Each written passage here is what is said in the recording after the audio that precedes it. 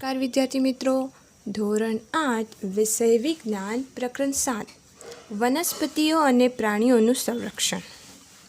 આપણે જોયું કે ધોરણ 7માં બુઝો તેમજ પહેલીએ પ્રોફેસર અહેમદ તેમજ ટીબો સાથે જંગલનું ભ્રમણ કર્યું હતું.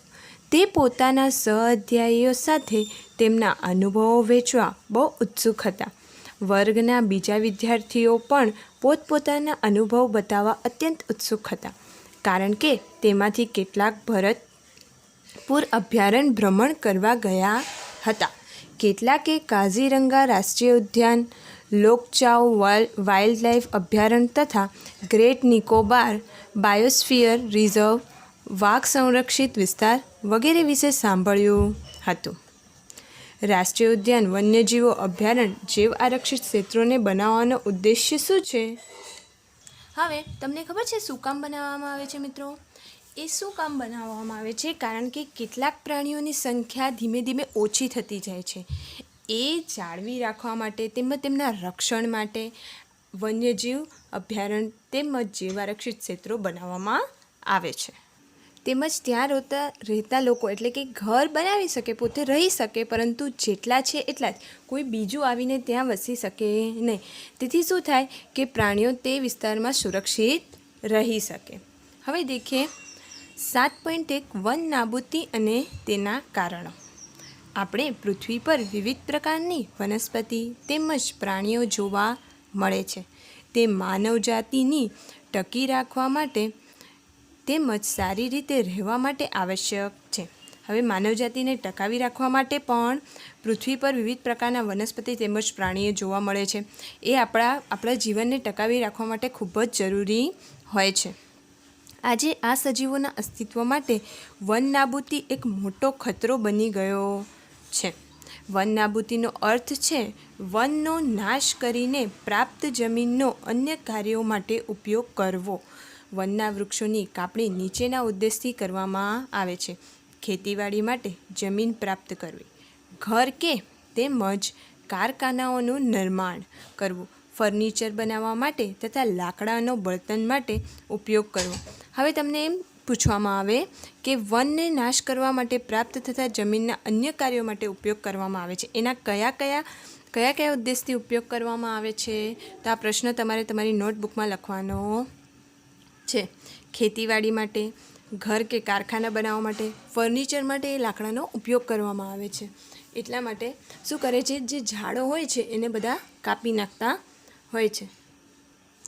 કુદરતી આગ તેમજ ભયંકર દુષ્કાળ પણ કેટલાક કુદરતી વન નાબૂદીના કારણો છે. આપણે આગળ ભણ્યું હતું કે કોઈક કારણોસર જંગલોમાં આગ લાગી શકતી હોય છે, કે તમે બધા પિકનિક કરવા જતા હોય અને ત્યાં આગળ તમે લોકોએ તાપણા માટે કે કશા માટે આગ લગાવી હોય, એ ઓલવવાની સહેજ બી રહી જાય તો હવાના કારણે, ઓક્સિજનના કારણે એ આગ પકડાઈ જતી હોય છે અને આખા જંગલમાં આગ લગી જતી હોય છે. તેમજ દુષ્કાળના સમયે કે ધારો કે વરસાદ ન પડ્યો હોય તો ત્યાં તો વરસાદના કારણે એ જંગલો સુકાઈ જતા હોય છે.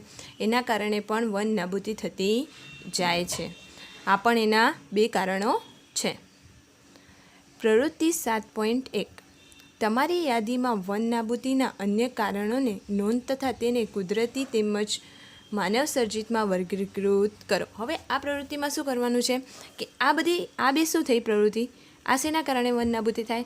ભયંકર દુષ્કાળ તેમજ કુદરતી આગના કારણે.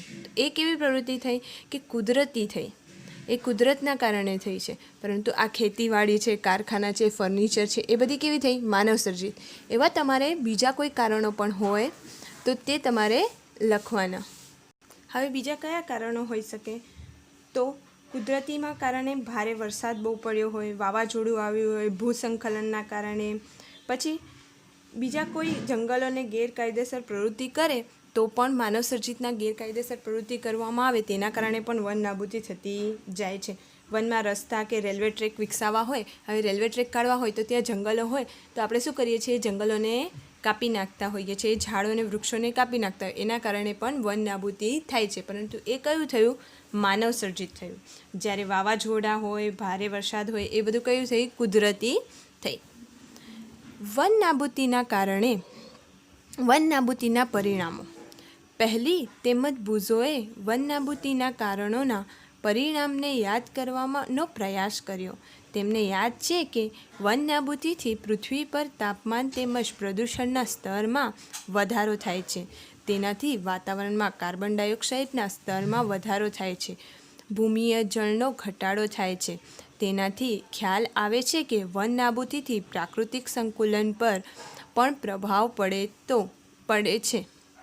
પ્રોફેસર અહેમદ તેમને બતાવ્યું કે જો વૃક્ષોની આ પ્રકારે કાપણી ચાલતી રહી તો વરસાદ તેમજ ભૂમિની ફળદ્રુપતામાં ઘટાડો થાય છે.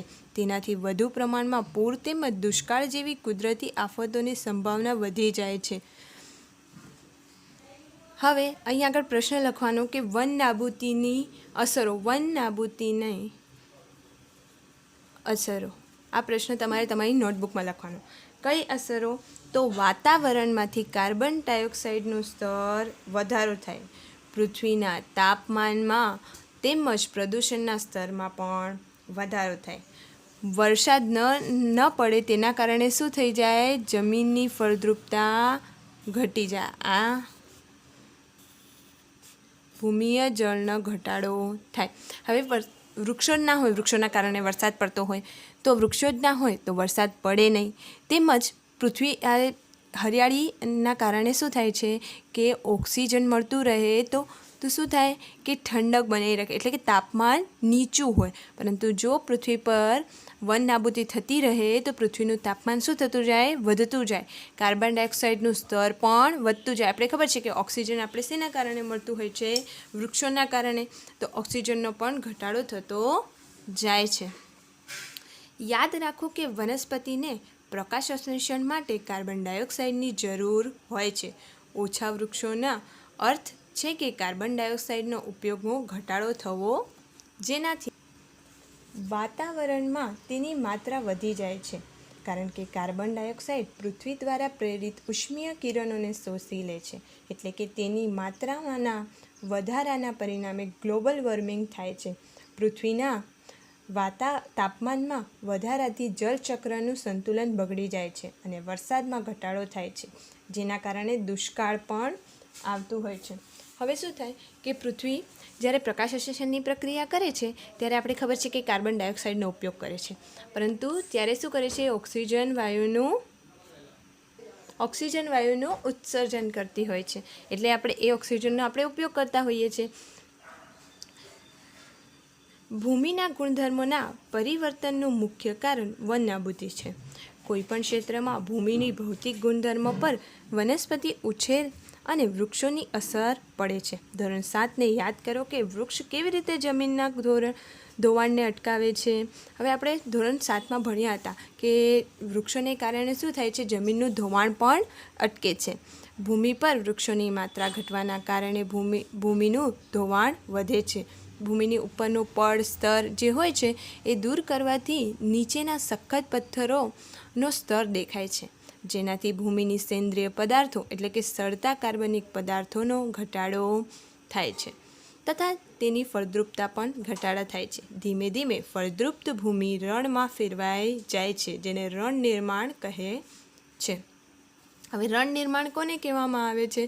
કે જો આપણે ફળદ્રુપતા એની ધીરે ધીરે ઘટતી જાય તેના કારણે શું થતું જાય છે કે રણ વિસ્તાર સર્જાય છે. હવે આપણે ધોરણ 7માં બી શીખ્યા હતા કે જો હવે જંગલો હોય એના સૂખા પાંદડા થઈ જાય તો એ નીચે જમીન પર પડી જતા હોય છે. તેના કારણે વૃક્ષો પરથી પાણી ઠરીને ધીરે ધીરે નીચે પડતું હોય છે, એટલે કે જમીનમાં ઉતરે છે. જો વૃક્ષો જ ન રહે તો ડાયરેક્ટ જમીન પર પાણી પડે અને એના કારણે જમીનનું ઉપરનું સ્તર પણ ધોવાઈ જાય. વન નાબૂદીના કારણે ભૂમિની જળ સંગ્રહ ક્ષમતા પણ ઘટાડો થાય છે. મેં જે તમને કીધું એમ એના કારણે શું થાય? ડાયરેક્ટ પાણી વહીને નદી કે નાળા હોય કે દરિયો હોય કે એ જગ્યાએ જતા રહે છે સરોવરમાં. હવે એ જમીનમાં ઉતરતા જ નથી, એટલે કે જળ સંગ્રહ ક્ષમતા પણ ઘટતી જાય છે તથા ભૂમિના ઉપરના પડની મારફતે નીચેના સ્તરમાં પાણીમાં પ્રવેશવાની ક્રિયામાં અસર ઊભી થાય છે, જેના પરિણામ સ્વરૂપે પૂર આવે છે. ભૂમિના અન્ય ગુણધર્મો જેવા કે પોષક તત્વો, બંધારણ વગેરે પર વન નાબૂદી અસર થાય છે. આપણે ધોરણ 7માં અભ્યાસ કર્યો કે વનમાંથી આપણને અનેક ઉત્પાદનો પ્રાપ્ત થાય છે. કે તે ઉત્પાદનોની યાદી બનાવો. જો આપણે વૃક્ષને સતત કાપતા રહીશું તો શું આ ઉત્પાદનોની તંગીનો પણ સામનો કરવો પડશે. હવે તમે એક યાદી બનાવો કે આપણે વનમાંથી કઈ કઈ વસ્તુ, લાકડું છે, વનસ્પતિઓ છે, જે બી મળતી હોય કે ઔષધિઓ છે એની યાદી બનાવો. તો હવે જો આ જ રીતે આપણે વૃક્ષો કાપતા જઈશું તો આ બધી વસ્તુ આપણે મળી શકશે. પ્રવૃત્તિ 7.2 કેવી રીતે વન નાબૂદીથી વન્ય પ્રાણીઓ અને પ્રભાવિત થાય છે. આ કારણે યાદી બનાવો અને પોતાના વર્ગમાં તેની ચર્ચા કરો. હવે વન નાબૂદીના કારણે શું થાય કે એ લોકો પોતાનો કુદરતી નિવાસ, તમે ઝાડ કાપી નાખો તો એ પક્ષીઓ રહેશે ક્યાં? વન્ય પ્રાણીઓ અન્ય અનુકૂળ વસવાટને સ્થળાંતર કરવું પડે છે કે જે પ્રાણીઓને એક જગ્યાએથી બીજી જગ્યાએ નિષ્ફળ નીવડે તો તેઓનું અસ્તિત્વ શું થાય છે? જોખમાઈ જાય છે. એ લોકો સ્થળાંતર કરે છે કે જે જગ્યાએ એ લોકોને વન હોય નહીં તો એ લોકો બીજી જગ્યાએ જાય છે અને ત્યાં જો એ લોકો રહી ના શકે તો તેમનું અસ્તિત્વ જ જોખમાઈ જાય છે. વન્ય પ્રાણીઓને પોષણ પ્રાપ્તિની મુશ્કેલી પડે. હવે એ લોકો જે ખોરાક ખાતા હોય એને મુશ્કેલી પડે. વન્ય પ્રાણીઓની પ્રજનન ક્ષમતા પ્રભાવિત થાય છે.